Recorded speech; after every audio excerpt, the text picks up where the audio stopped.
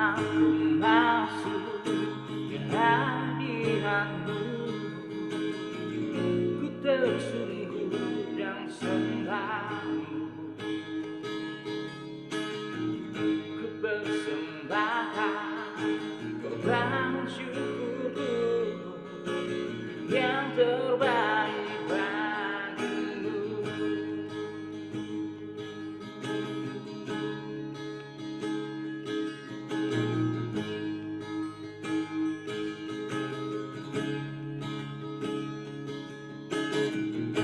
Aku masuk ke hadirat-Mu, ku tersungguh dan sembah-Mu, ku persembahkan korban syukurku yang terbaik bagi-Mu. Ku bawa korban syukurku ke tempat kudus-Mu Tuhan. Hatiku limpah dengan syukur bab Tuhan baik. Oh, bab Tuhan baik.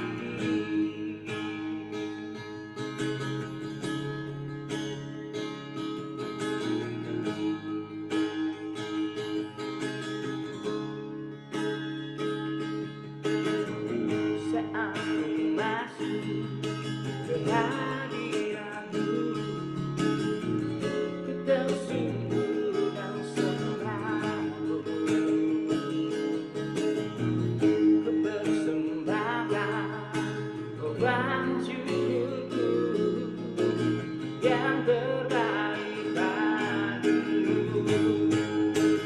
Ku bawa korban syukurku ke tempat kudus-Mu Tuhan. Hatiku limpah dengan syukur bab Tuhan baik. Selamanya ku bawa korban syukur ke tempat kudus-Mu Tuhan.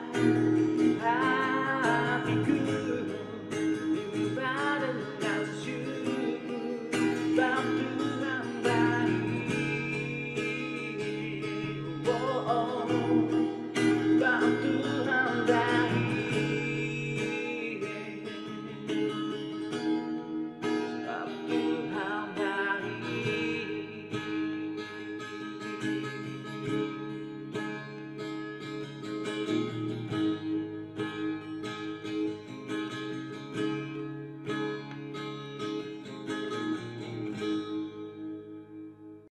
Selamat pagi Bapak Ibu Saudara-saudari semua. Pagi ini kita akan membaca dari surat Roma pasal yang ke-8, mulai ayat yang pertama sampai ayat yang ketiga. Saya akan bacakan. Demikianlah sekarang tidak ada penghukuman bagi mereka yang ada di dalam Kristus Yesus. Roh yang memberi hidup telah memerdekakan kamu di dalam Kristus dari hukum dosa dan hukum maut. Sebab apa yang tidak mungkin dilakukan hukum Taurat karena tak berdaya oleh daging, telah dilakukan oleh Allah. Dengan jalan mengutus anaknya sendiri dalam daging yang serupa dengan daging yang dikuasai dosa karena dosa, ia telah menjatuhkan hukuman atas dosa di dalam daging. Lihat yang keempat sekalian. Supaya tuntutan hukum Taurat digenapi di dalam kita yang tidak hidup menurut daging, tetapi menurut roh. Amin. Bapak di surga, terima kasih untuk berkat kesetiaan dan pengorbanan-Mu dalam kehidupan kami. Engkau telah menyatakan kasih-Mu yang begitu besar. Kami diberikan kekuatan dan kesehatan. Kami boleh datang padamu pada pagi hari ini juga, untuk kami boleh mendengar dan belajar daripada Engkau. Engkau menolong hamba-Mu yang hina ini juga, agar dapat menjadi saluran berkat firman-Mu, untuk memberikan kekuatan pada kami semua, untuk kami boleh hidup berkemenangan dan hidup berkelimpahan di dalam Engkau. Di dalam nama Tuhan Yesus Kristus. Amin. Selamat pagi Bapak Ibu Saudara-saudari semua. Kita berkumpul kembali melalui video, dan kita berdoa mudah-mudahan dalam waktu yang tidak lama lagi kita bisa bertemu secara fisik. Kita bertemu tatap muka secara on-site di GBT Banjarmasin. Saudara Bapak Ibu, kita doakan supaya ini bisa terjadi. Tentunya kita akan menjaga prokes sesuai dengan aturan pemerintah, dan juga kita akan mengikuti semua ketentuan yang berlaku, karena ini sangat penting kita perhatikan. Tapi Bapak Ibu, kalau ada yang memberikan masukan, silakan. Kita akan jajaki dan kita akan lakukan kebaktian perdana. Mudah-mudahan bisa dilakukan di awal bulan November. Nanti kita evaluasi sambil jalan, sehingga kegiatan ibadah ini bisa kita lanjutkan secara fisik untuk seterusnya. Roma adalah satu kitab yang sangat penting bagi orang Kristen. Kitab Roma ini adalah suatu karya agung bagi Rasul Paulus. Disebutnya magnum opus, suatu karya puncaknya. Sangat teologis dan sangat sistematis, yang bercerita tentang konsep keselamatan dalam Kristus. Ini bukan suatu kitab yang mudah untuk dipahami seringkali, tetapi sangat penting untuk kita pelajari. Roma pasal 8 ini adalah semacam pernyataan proklamasi yang penting, semacam mukadimahnya bagi Undang-Undang 45 sebagai contoh, yang menceritakan tentang jaminan bagi orang percaya. Roma pasal 8 dimulai dengan ayat pertama yang berkata, tidak ada penghukuman. Dan diakhiri oleh ayat yang ke-39 yang menyatakan bahwa tidak ada yang bisa memisahkan. No condemnation, no separation. Itu adalah suatu kepastian, suatu jaminan bagi kita yang sangat membuat kita bersukacita. Dan kita melihat daftar berkat-berkat yang kita bisa mendapatkan kepastian dan keyakinan untuk kita peroleh sebagai hasil dari pekerjaan Allah Tritunggal dalam kehidupan kita. Dan kita bisa lihat bagaimana jaminan itu didasarkan, berakar pada kasih Allah Bapa pada kita. Karena Allah, kalau kita baca di ayat yang ketiga dari Roma pasal 8, sebab apa yang tidak mungkin dilakukan oleh hukum Taurat karena tak berdaya oleh kami, telah dilakukan oleh Allah. Allah telah melakukan apa yang hukum tidak dapat lakukan dengan mengutus anaknya. Di sini merujuk kepada Allah Bapa. Jadi Allah Bapa adalah inisiator. Jadi dasar atas keyakinan dan jaminan ini. Kepastian ini diperoleh di dalam pekerjaan dari Sang Putra dari Bapa, yang datang dalam daging yang serupa dengan daging yang dikuasai dosa, di mana dia menjatuhkan hukuman atas dosa di dalam daging di atas kayu salib. Keyakinan ini juga dialami dalam pekerjaan Roh Kudus di dalam kehidupan kita. Roh Kudus disebutkan sebanyak 19 kali di dalam Roma pasal 8 ini. Dan pasal ini semuanya berbicara tentang jaminan. Kita akan melihat bagaimana Paulus memproklamasikan jaminan ini sebagai suatu realitas kehidupan yang berpusatkan pada Kristus. Yang pertama, Ini adalah untuk orang-orang berdosa seperti kita. Di dalam ayat yang pertama tertulis, demikianlah. Kata demikianlah, maka merujuk kepada sesuatu yang diceritakan sebelumnya, yaitu di dalam Roma pasal yang ke-7, yang berkata bahwa para pendosa, orang berdosa, itu dinyatakan benar dan diterima oleh Allah, walaupun mereka masih berdosa. Bayangkan suatu perusahaan yang diambil alih dengan manajemen yang baru, dengan arah yang baru, dengan tujuan baru, strategi baru, visi baru, misi yang baru. Tetapi para pekerjanya adalah masih para pekerja yang lama, yang seringkali membuat frustrasi manajemen yang baru. Ketegangan ini dinyatakan ketika Paulus berkata, oleh karena itu, di dalam Roma pasal 7 ayat 25 hingga 26, syukur kepada Allah oleh Yesus Kristus Tuhan kita. Ayat 26, jadi dengan akal budiku aku melayani hukum Allah, tetapi dengan tubuh insaniku aku melayani hukum dosa. Ya. Pergulatan melawan dosa sebagai pendosa. Dia berkata, oleh karena itu, demikianlah sekarang. Itu adalah suatu transisi perubahan kepada suatu realita yang merupakan suatu kenyataan bagi orang percaya, walaupun mereka masih berdosa. Kita tidak hidup di bawah tuntutan penghukuman oleh karena tuntutan kesalahan kita, atau oleh karena kuasa dosa yang menghukum kita, walaupun kita masih berjuang melawan dosa. Yang kedua, kita lihat demikianlah sekarang. Sekarang itu menunjuk kepada kondisi kita sekarang, realitas saat ini.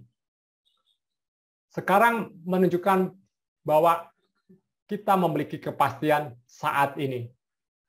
Tidak seperti agama-agama lainnya. Semua agama lain mendasarkan penerimaan dan jaminan itu pada upaya manusia untuk dapat diterima.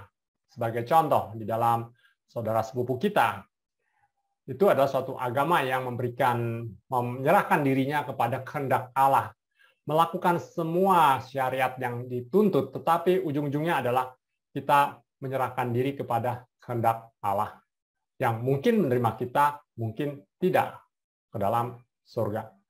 Tidak ada kepastian sama sekali. Kita tidak pernah tahu kapan kita bisa diselamatkan atau tidak. Karena perbuatan baik kita saat ini pun belum menjamin kita akan berbuat baik juga besok atau besoknya lagi. Belum lagi kalau kita mengukur standar kita, apakah standar kita itu sesuai dengan standar Allah ataukah menurut standar kita saja. Banyak orang mengklaim dirinya baik. Tetapi apa arti kata baik? Kita merasa mengerti baik itu ya baik, tetapi apa arti kata baik? Apakah baik itu tidak melakukan dosa? Cukup seperti itu? Alkitab tidak menuntut seperti itu saja. Allah memiliki standar yang sangat mulia. Tidak melakukan dosa, itu belum cukup menjadi yang baik. Tapi kita harus mengasihi Allah, mengasihi sesama, secara aktif melakukan perbuatan yang mempermuliakan Allah. Oleh karena itu, di luar Kristus, tidak ada seorang pun yang dapat mengetahui dengan pasti akan keselamatan mereka. Tidak akan memiliki jaminan keselamatan. Orang-orang di luar Kristen akan berkata, orang Kristen itu sangat sombong. Bagaimana mereka tahu yakin akan selamat? Mereka itu arogan sekali. Kita tidak memiliki arogansi. Kita hanya bersandar kepada kemurahan Allah. Allah yang mengulurkan tangannya, yang menjamin kepastian adalah Allah, bukan kita. Tidak ada yang bisa mengetahui di luar Kristen, di luar Kristus, bahwa dia telah memperoleh anugerah Allah. Karena Allah memberikannya sesuka hatinya. Dalam agama sepupu kita seperti itu. Bisa berubah pikirannya, suka-sukanya. Dan fakta bahwa kita memiliki jaminan sekarang, terlepas dari pergumulan kita akan dosa, itu yang membuat kekristenan begitu unik dibandingkan dengan agama-agama lain. Kita masih bergumul dalam dosa, kita belum lepas 100% dari dosa. Tetapi Allah menerima kita dan memberikan jaminan keselamatan bagi kita. Bahwa kita dibenarkan dalam Kristus. Ini adalah bulan Oktober di mana mayoritas orang Kristen akan memperingati hari reformasi, bulan reformasi. Martin Luther menggulingkan tatanan yang sebelumnya dan mendobrak yang sebelumnya untuk menghasilkan gerakan reformasi. Di dalam gerakan reformasi ada satu istilah yang terkenal, yaitu simul justus et peccator. Artinya, secara simultan kita benar, walaupun kita masih bergumul dengan dosa. Kita dibenarkan bukan karena perbuatan kita, tapi oleh karena anugerah Allah. Itu adalah dasar dari reformasi. Pertanyaannya adalah, apa yang dimaksud oleh Paulus ketika dia berkata tidak ada penghukuman, condemnation dalam bahasa Inggrisnya. Condemnation atau tuduhan, suatu verdict bahwa kita bersalah, seperti hakim ketika dia memukulkan palunya menyatakan kita bersalah, itu adalah condemnation. Condemnation itu salah satunya tentunya merujuk kepada penghakiman akhir yang menunggu setiap orang di akhir hidupannya, di akhir zaman. Kita datang di hadapan tahta Allah yang Maha Kudus. Dan penghakiman akhir itu telah dilakukan pada Yesus. Paulus berkata di dalam Roma 8 ayat yang ke-34, Kristus Yesus yang telah mati, bahkan lebih lagi yang telah bangkit, yang juga duduk di sebelah kanan Allah, yang malah menjadi pembela bagi kita. Pertanyaannya sebelumnya adalah, siapa yang akan menghukum kita? Who is to condemn? Siapa? Yesus Kristus yang telah mati, tanda tanya, yang telah bangkit, yang juga duduk di sebelah kanan Allah, yang malah menjadi pembela bagi kita, itukah? Yesus akan jadi hakim atas semesta. Imam Mahdi menghakimi semua orang. Apakah dia akan hukum kita? Karena dikatakan di sini, ia malah menjadi pembela bagi kita. Jika sang hakim juga adalah pembela bagi kita, itu adalah suatu jaminan yang sangat besar sekali. Mengapa tidak ada penghukuman bagi orang percaya saat ini, sekarang? Mengapa? Karena Yesus telah mati karena dihukum oleh karena dosa-dosa kita. Mengapa tidak ada penghukuman untuk orang percaya saat ini, sekarang? Karena Yesus telah bangkit dan dia meninggalkan hukuman itu di baliknya, di belakangnya, di dalam kubur. Mengapa tidak ada penghukuman bagi orang percaya saat ini, sekarang? Karena Yesus itu yang berdoa bagi kita, menjadi juru syafaat, menjadi pembela bagi kita. Tidak membela kita terhadap murka Allah yang menghukum kita, karena sudah ditanggung oleh Kristus, tetapi terhadap hukuman dan sistem dunia yang mengungkung kita, yaitu kuasa daging, kuasa si jahat, dan kuasa dosa yang menguasai kita. Kita dilepaskan bukan hanya dari hukuman yang akan datang, tapi juga kita dilepaskan dari kungkungan kuasa-kuasa zaman ini, kuasa si jahat yang ingin membuat orang-orang melawan Allah, yang ingin membuat manusia berdosa dan melakukan kejahatan. Kita dilepaskan dari ini semua. Ini adalah hukuman bagi umat manusia yang ada dalam dosa. Mereka diserahkan kepada hawa nafsu mereka. Roma 1 berkata dan 2. Kenapa banyak orang melakukan kegiatan yang sangat rusak secara moral? Kenapa ada orang yang berperilaku menyimpang secara seksual? Karena mereka diserahkan untuk melakukan dosa hawa nafsu. Itu adalah hukuman. Manusia dihukum ketika Allah menghukum manusia. Seringkali Allah membiarkan mereka mengikuti hawa nafsu mereka. Sehingga makin genap dosa mereka, semakin bertumpuk-tumpuk dosa mereka, dan hukuman Allah, murka Allah akan makin besar jatuh atas kehidupan mereka. Semoga kita dihindarkan dari hal ini. Tapi kita di dalam Kristus memiliki jaminan bahwa kita tidak akan menerima hukuman baik yang akan datang maupun saat ini. Kita tidak ada di bawah kungkungan dosa dan dunia dan roh-roh jahat yang ada saat ini. Lalu bagaimana saya sebagai pendosa mendapatkan jaminan bahwa saya diterima oleh Allah saat ini? Yesus telah menulis semacam wasiat dengan nama-nama orang percaya di dalamnya. Dengan warisan yang akan kita peroleh. Kita sering mendengar ceritanya, tetapi bagaimana kita menjadikan ini bagian dari kehidupan kita, itu lebih penting. Tidak ada penghukuman bagi orang-orang, mereka yang ada di dalam Kristus Yesus. Dikatakan, mereka yang ada di dalam Kristus Yesus. Kata di dalam, itu menyatakan bahwa kita secara legal, secara hukum, itu ada di dalam Kristus. Sama seperti kita secara legal ada di dalam Adam, dan sebagai akibatnya kita ada di dalam penghukuman Allah sebelum kita datang di dalam iman dalam Kristus Yesus. Paul berkata bahwa oleh iman saja, sola fide, kita secara legal ada di dalam Kristus. Kita dibenarkan dan tidak ada di dalam hukuman. Secara legal, ini adalah imputasi. Artinya kita secara forensik, secara hukum, kita ada dipandang oleh Allah sebagai orang-orang yang benar. Konsep ini berbeda dengan konsep yang ada di Katolik misalkan, atau bahkan di agama lain jelas sangat sekali berbeda. Kita diperhitungkan benar oleh karena iman. Untuk dikatakan bahwa kita ada di dalam, itu juga untuk mengatakan bahwa ada di dalam Kristus. Kita hidup di dalam Kristus, dan kita memperoleh kehidupan kita, vitalitas kita dari Yesus itu sendiri. Yesus adalah pokok, kita adalah carangnya, dan kita mendapatkan kehidupan dari pokok anggur tersebut, seperti tertulis dalam Yohanes pasal yang ke-15, ayat yang ke-1 sampai ayat yang ke-7. Ketika Paulus berkata, dalam Kristus, dia berkata bahwa mereka yang dipersatukan kepada Kristus dengan iman.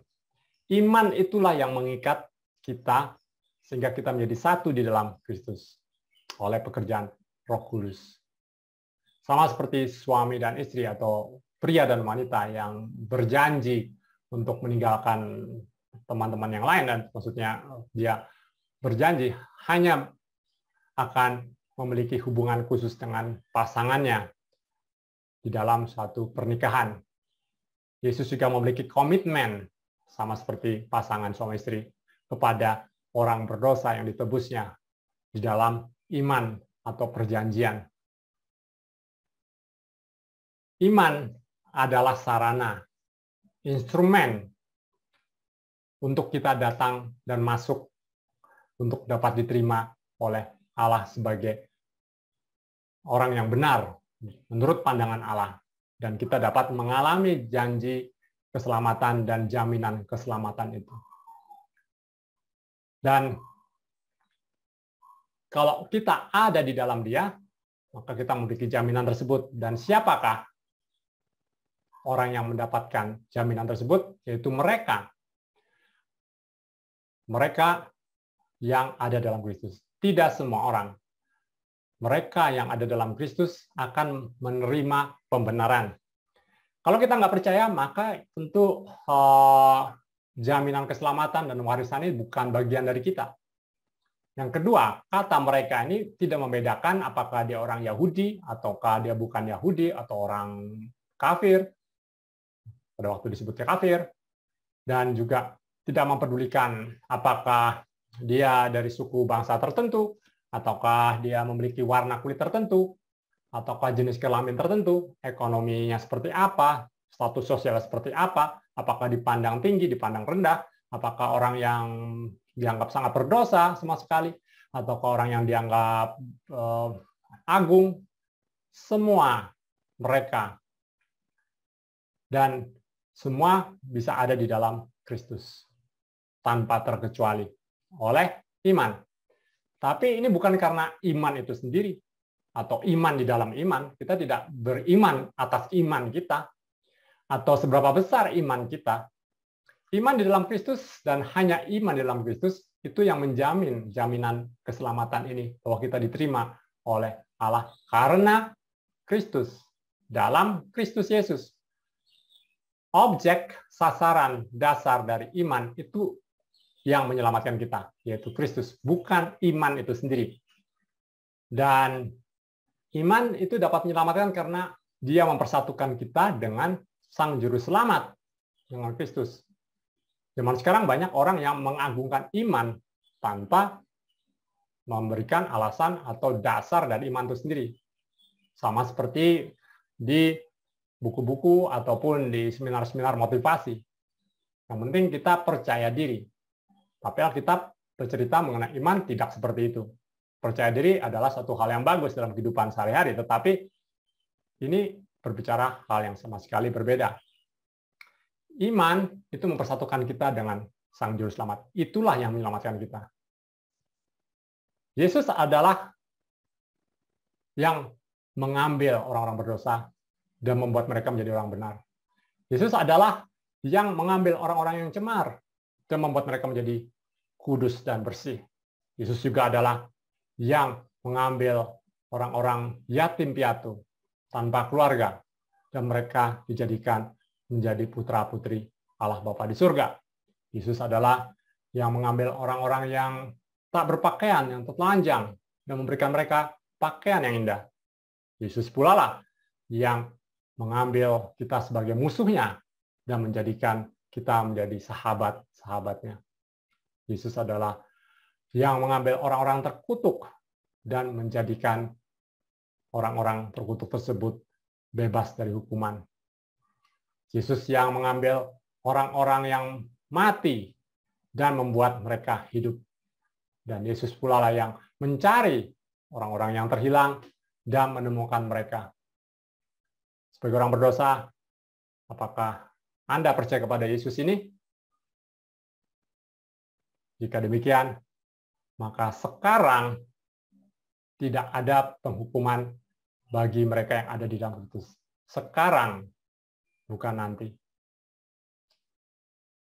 Ayat yang kedua dan ketiga dalam Roma 8 itu menceritakan suatu kejadian sama seperti kita melihat dalam video yang di slow motion. Ada bunga yang mekar dengan sangat perlahan sekali. Kita melihat apa yang terjadi di situ. Kita melihat satu kuntum terbuka, satu lembar terbuka, dan kita bisa menikmati dan mengagumi keindahan dari proses tersebut. Itulah yang diungkapkan di dalam ayat yang kedua dan ayat yang ketiga. Karena di dalam ayat-ayat ini, Paulus tidak saja bercerita kepada kita atau memberitahu kepada kita bahwa kita ada di dalam Kristus. Dia juga memberitahu mengapa tidak ada penghukuman bagi kita. Mengapa kita bisa memperoleh jaminan keselamatan dalam Kristus. Tidak ada penghukuman bagi orang yang percaya dalam Kristus karena kalau kita baca di ayat yang kedua, hukum roh yang memberi hidup telah memperdekakan kamu dalam Kristus dari hukum dosa dan hukum maut. Bahasa Indonesia diterjemahkan tanpa kata hukum, tetapi bahasa aslinya di dalam bahasa Inggris misalkan adalah the law of the spirit of life. Saya tidak tahu mengapa di dalam bahasa Indonesia kata hukum dibuang. Mungkin konotasinya hukum itu jelek. Tetapi hukum tidak jelek sebetulnya. Hukum adalah suatu prinsip sebetulnya yang mengatur kehidupan manusia. Oleh karena itu, dalam aslinya disebutnya adalah the law of the spirit of life. Hukum roh hidup. Ya, jadi hukum roh yang memberi hidup atau hukum roh hidup telah memerdekakan kamu dalam Kristus dari hukum dosa dan hukum maut. Ketika kita bicara masalah hukum, itu dalam bahasa Indonesia konotasinya negatif karena kata hukum itu berkaitan dengan hukuman. Tetapi hukum itu bukan berkaitan dengan hukuman. Hukum itu berkaitan dengan suatu prinsip, suatu tata cara kehidupan, suatu pola kehidupan. Sebagai contoh, kita bicara mengenai hukum alam. ada hukum gravitasi, di mana hukum gravitasi itu menguasai semua orang. Tidak ada yang lepas dari hukum gravitasi. Kalau kita mau melawan hukum gravitasi, kita loncat dari gedung yang tinggi, maka kita akan mendapatkan akibatnya. Nah, itu dalam tanda kutip hukumannya, karena kita melawan hukum. Mungkin seperti itu. Jadi, kita juga bisa mendapatkan berkat dengan memanfaatkan hukum gravitasi. Banyak hal yang bisa dilakukan dengan hukum gravitasi. Misalkan peluncuran satelit dan seterusnya menggunakan hukum gravitasi. Tanpa hukum gravitasi, kita tidak bisa berjalan, dan seterusnya. Dan ada lagi hukum aerodinamik, misalkan. Pesawat bisa terbang ketika hukum gravitasinya diimbangi dengan hukum aerodinamika. Jadi kita bisa memanfaatkan hukum, tapi kita juga bisa menjadi korban dari hukum karena kita melawan dari hukum. Jadi hukum adalah suatu prinsip kehidupan. Sama seperti hukum Taurat adalah suatu prinsip yang akan membuat segala sesuatunya berjalan sesuai dengan kehendak Allah. Oleh karena itu hukum Taurat diberikan oleh Allah dan seringkali dikatakan sebagai hukum Allah. Demikian juga dengan hukum roh, adalah suatu prinsip, suatu realm, suatu realita, suatu kehidupan dengan suatu hukum yang berbeda dengan hukum dosa dan hukum kematian disebut di sini. Jadi ada hukum roh, ada hukum dosa, dan ada hukum kematian. Dan dikatakan bahwa roh atau hukum roh memberi hidup telah memerdekakan kamu. Kata merdeka artinya sebelumnya kita adalah hamba. Itulah mengapa Paulus berkata bahwa kita telah dibebaskan dari hukum dosa dan hukum maut. Dan di dalam Roma pasal 7 misalkan dinyatakan bahwa dosa dan maut itu menguasai kehidupan manusia. Dan bahwa hukum dosa dan maut itu adalah suatu alat yang sangat powerful. Kalau kita baca dari 1 Korintus pasal 15 ayat yang ke-56 tertulis, sengat maut ialah dosa dan kuasa dosa ialah hukum Taurat. Ini adalah suatu hal yang sangat kuat. Hukum alam itu suatu hal yang kuat, bukan hanya kuat, itu nggak bisa lepas. Artinya kita udah bagian dari itu. Kalau kita mau melawan, nggak akan bisa. Paling kita hanya merusak diri kita. Intinya begitu. Ketika kita melawan hukum gravitasi, kita akan merusak diri kita. Kita nggak akan bisa melawan, dalam tanda kutip. Itu pasti berlaku selalu. Karena itulah hidup manusia. Ketika manusia hidup dalam dosa, itu adalah bagian dari hidup manusia.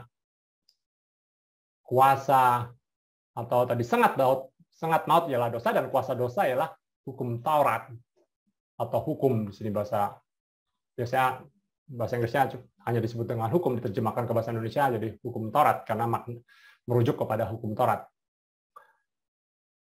Jadi hukum itu membawa kita justru makin berbuat dosa, dan dosa membuat kita menerima kematian akibatnya karena hukum itu lagi. Karena hukum itu memberikan kehidupan, menjanjikan kehidupan, dan juga menjanjikan kematian bagi orang yang melanggarnya.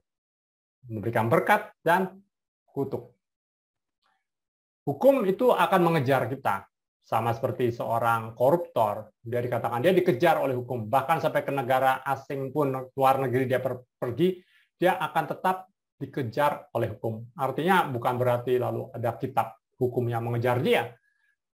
Tapi ada aturan yang mengikat dia sebagai warga negara Indonesia, sehingga dia harus tetap taat pada hukum. Kalau dia melakukan pelanggaran di Indonesia, melakukan terorisme, dan seterusnya, maka itu akan mengejar dia terus.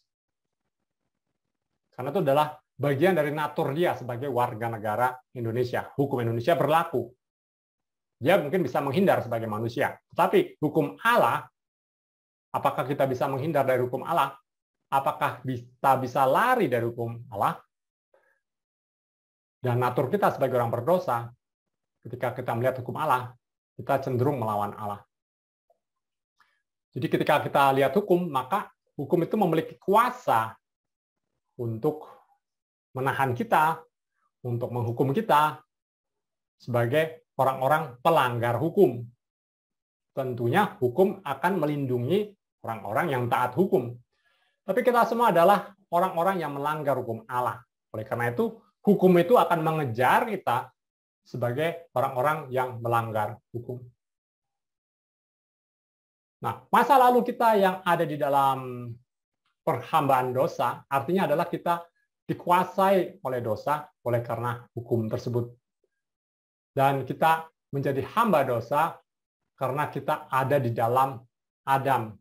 Oleh karena dosa yang dilakukan Adam dan oleh karena hukuman yang diterima oleh Adam, maka kita yang ada di dalam Adam, maka kita juga mengalami hal yang sama. Kita menjadi hamba oleh karena kerusakan yang disebabkan oleh dosa yang dilakukan pada mulanya oleh Adam.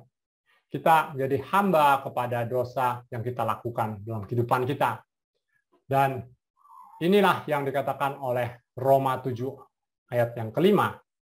Sebab waktu kita masih hidup di dalam daging, hawa nafsu dosa yang dirangsang oleh hukum Taurat bekerja dalam anggota-anggota tubuh kita agar kita berbuah bagi maut. Oleh karena keberdosaan kita, maka hukum itu menunjukkan kepada kita betapa berdosanya kita, dan bahkan membuat kita makin berdosa lagi. Seperti kalau kita lanjutkan di Roma 7 ayat 8 dan 11, tetapi dalam perintah itu dosa mendapatkan kesempatan untuk membangkitkan di dalam diriku rupa-rupa keinginan. Sebab tanpa hukum Taurat, dosa mati. Sebab ayat 11, dalam perintah itu dosa mendapat kesempatan untuk menipu aku, dan oleh perintah itu ia membunuh aku.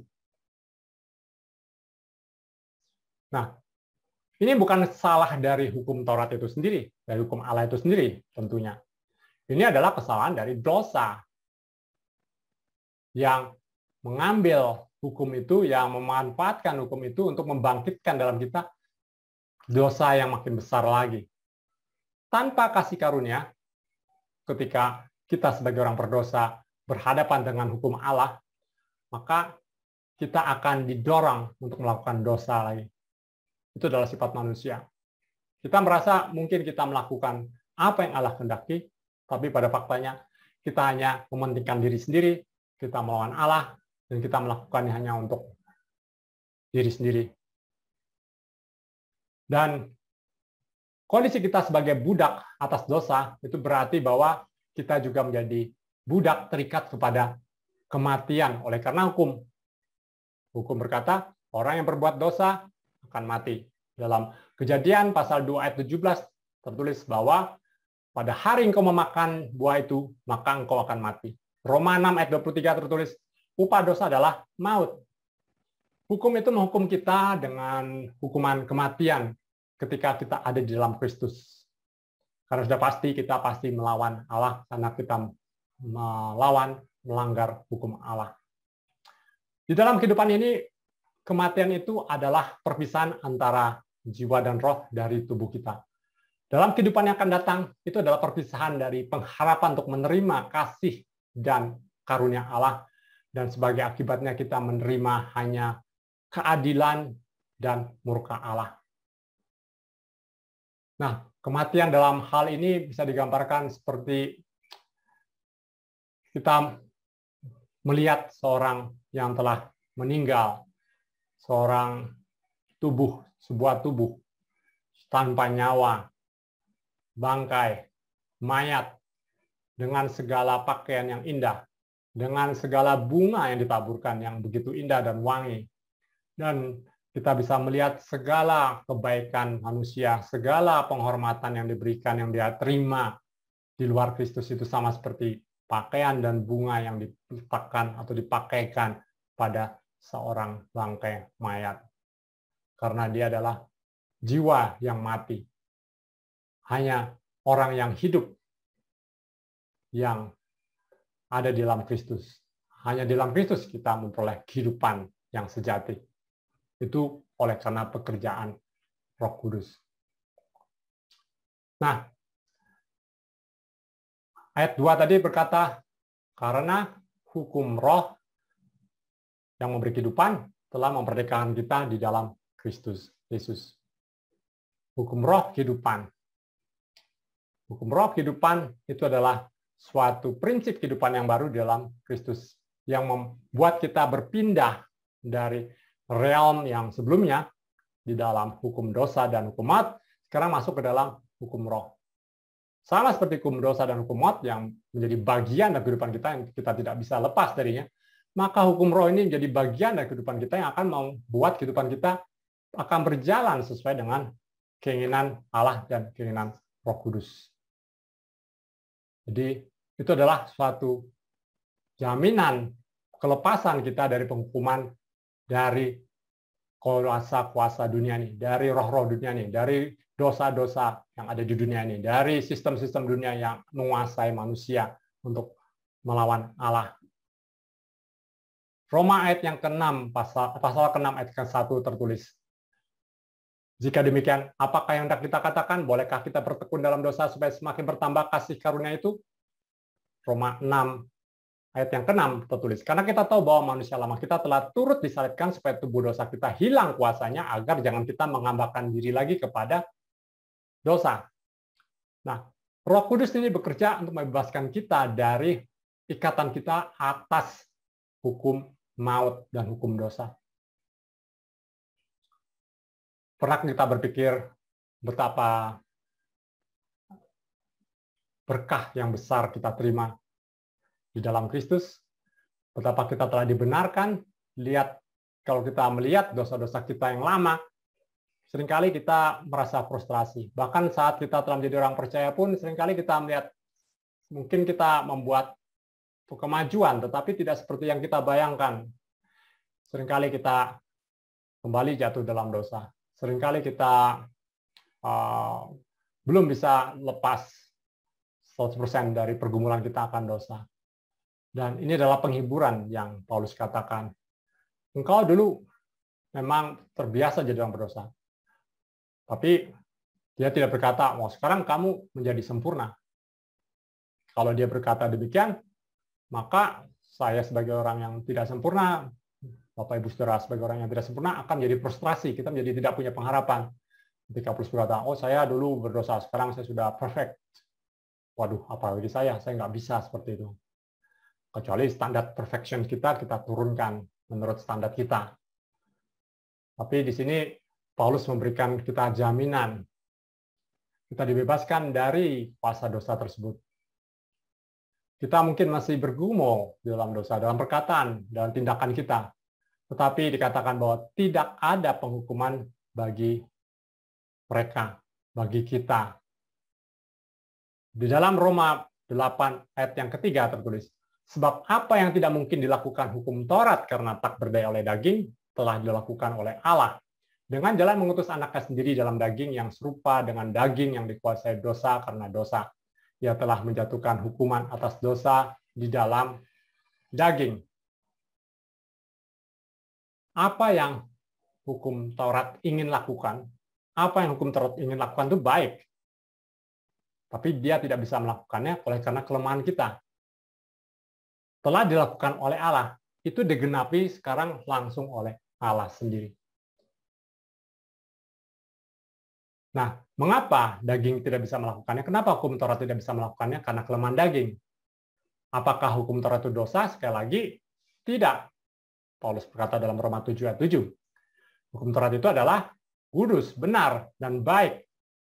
Perintah itu juga adalah kudus, benar, dan baik. Kata Roma 7 ayat yang ke-12. Paulus berkata bahwa masalahnya bukan hukum Taurat. Masalahnya adalah Anda dan saya. Masalah adalah daging. Sifat alam manusia kita, nature kita sebagai manusia berdosa. Jadi seringkali banyak yang orang-orang yang tidak memahami akan keberdosaan kita, akan begitu dalamnya kuasa dosa yang mengungkung kehidupan manusia. Ini mempengaruhi bagaimana kita datang kepada Allah, bagaimana kita beribadah, bagaimana kita mengubah suatu bangsa, mengubah suatu komunitas, mengubah satu orang, bagaimana kita memberikan nasihat kepada orang lain. Seringkali kita hanya berfokus kepada kemampuan hidup dengan lebih baik, dengan life skills yang lebih baik, dengan teknik-teknik yang lebih baik sesuai dengan psikologi modern yang ada saat ini. Dan orang akan merasa happy menerima nasihat seperti itu. Tapi apakah itu akan bisa mengubahkan seseorang?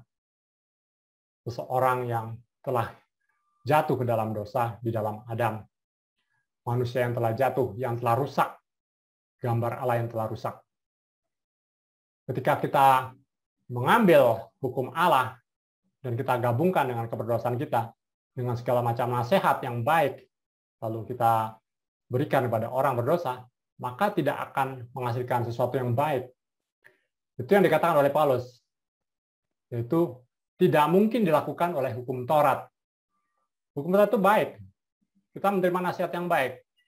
Kita harus bersemangat, kita harus memiliki pikiran yang positif, kita harus membantu orang lain, kita harus mengasihi orang lain, kita membantu ABC, jangan egois, dan seterusnya. Itu adalah hukum Taurat. Tapi hanya dengan memberikan hukum-hukum tersebut dengan keberadaan kita sebagai manusia yang berdosa, maka dikatakan tidak mungkin dilakukan hukum Taurat karena tak berdaya oleh daging. Itu adalah masalah dasar umat manusia. Kita tidak dapat melakukannya, walaupun diberikan suatu etika yang terbaik sekalipun. Etika tersebut tidak dapat mengubah manusia. Tidak dapat membuat manusia melakukan apa yang seharusnya dilakukan oleh hukum etika tersebut. Dan ini hanya bisa dibenarkan atau bisa dilakukan bukan dengan instruksi, dengan perintah, dengan perubahan hati.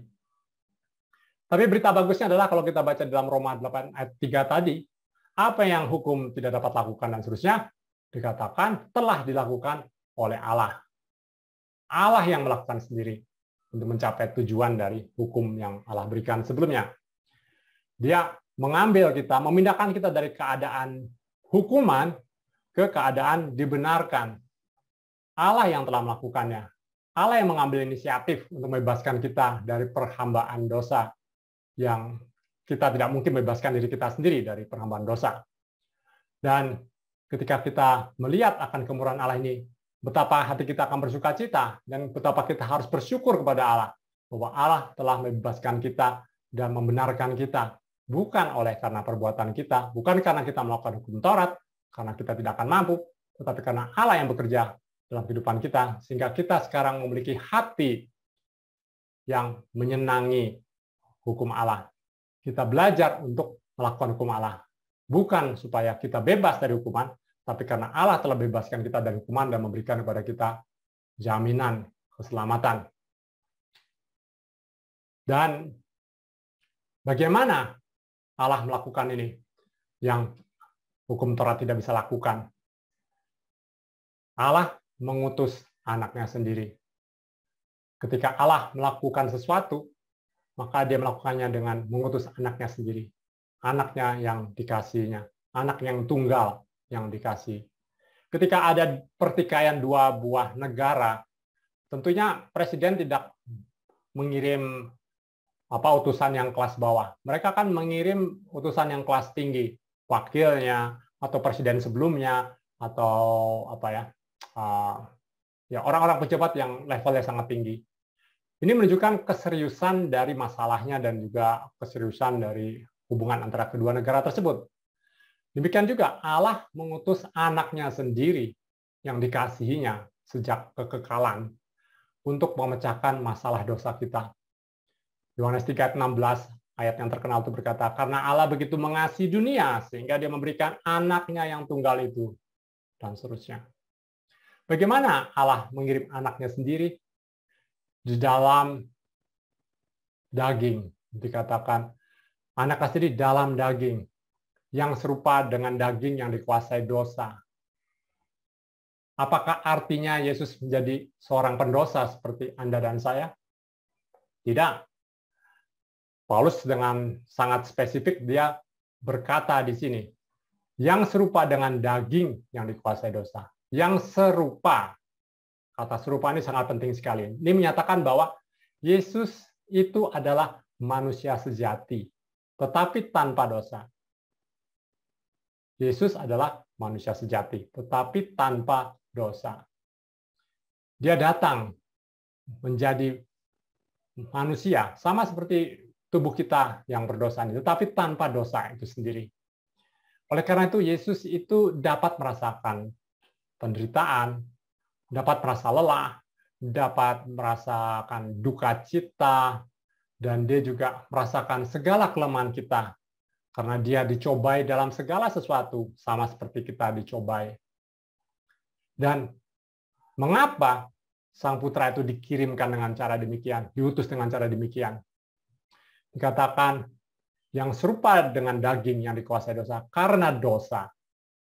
Karena dosa. Artinya apa? Artinya Yesus diutus oleh Allah menjadi korban penebusan dosa.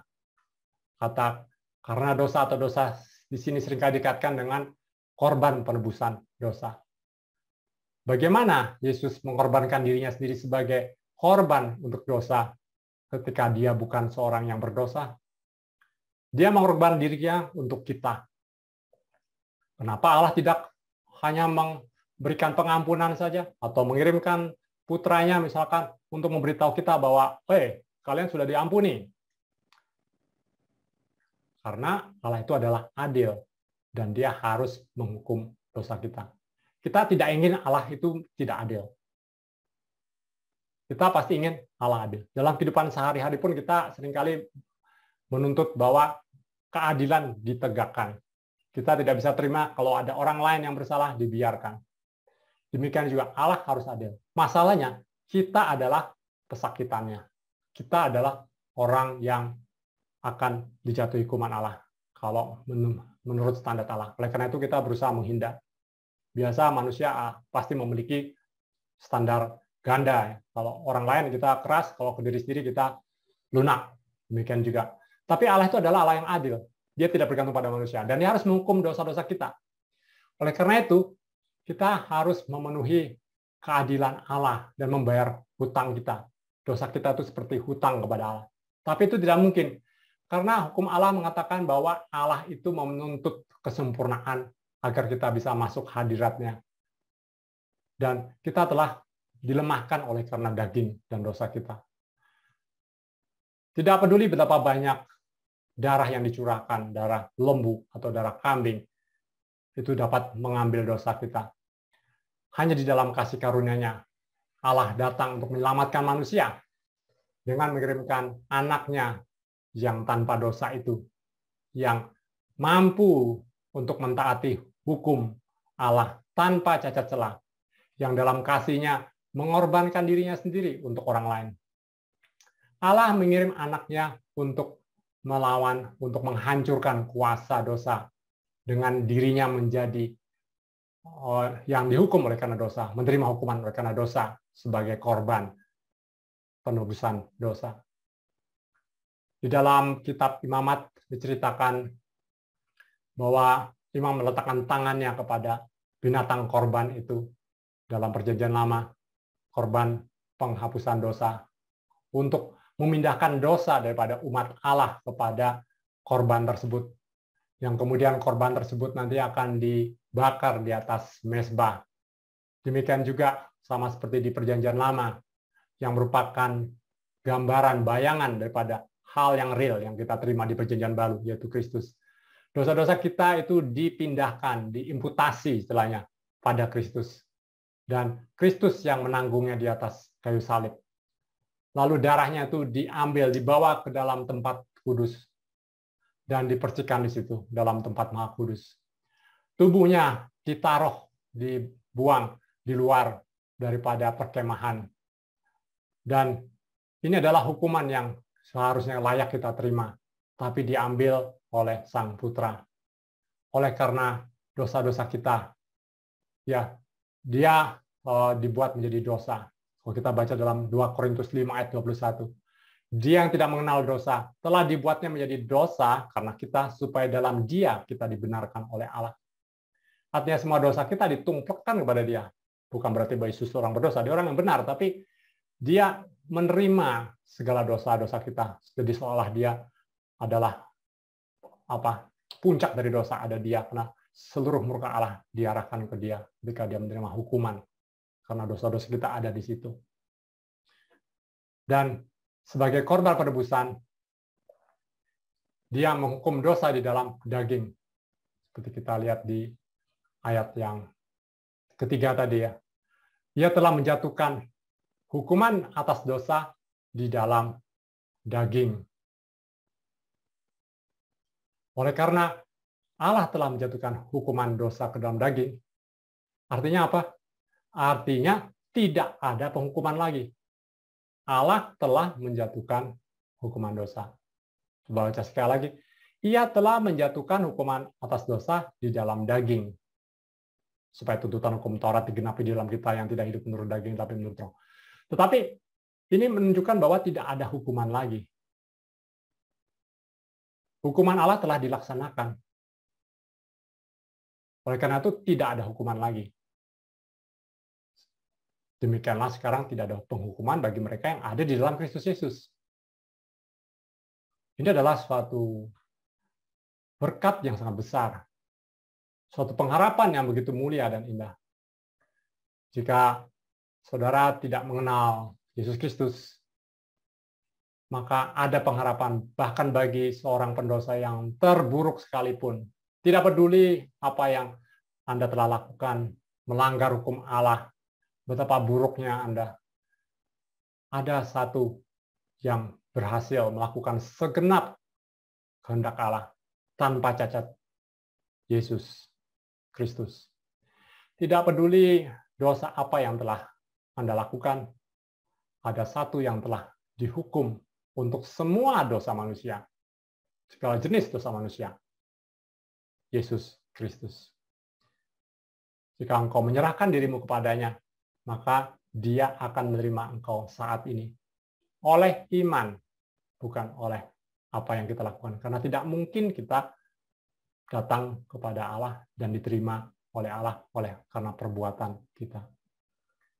Bapak, Ibu, saudara-saudari semua, ada suatu jaminan dalam perjuangan kita juga melawan dosa, melawan hawa nafsu, melawan kemarahan kita, melawan kesombongan arogansi kita, melawan kelemahan rohani kita, melawan apapun dosa yang kita sedang gumulkan. Allah memberikan jaminan bahwa kita telah dilepaskan dari hukum dosa, hukum maut.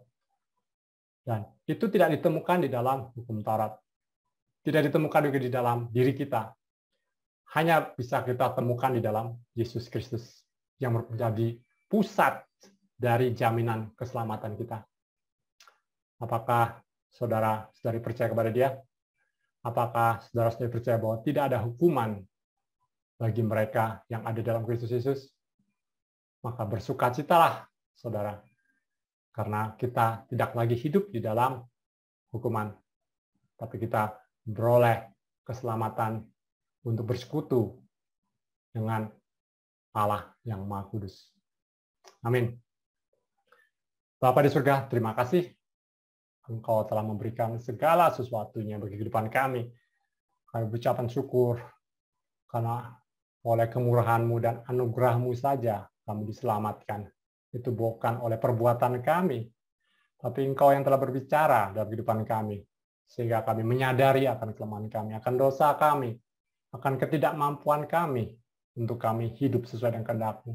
Dan kami hanya datang kepadamu dengan tersungkur dan memohon belas kasihan dan pengampunan, karena hanya Engkau-lah yang penuh rahmat dan anugerah.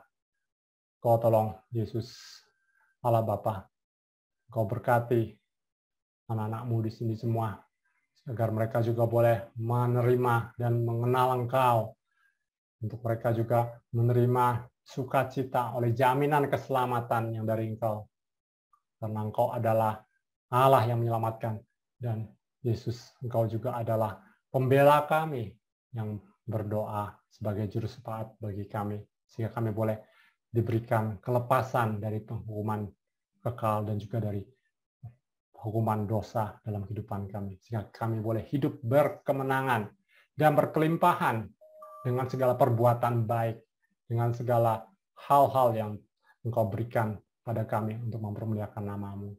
Memberkati sidang jemaat-Mu semua, dan Engkau berkati ibadah kami. Terima kasih Tuhan, di dalam nama Tuhan Yesus Kristus. Amin.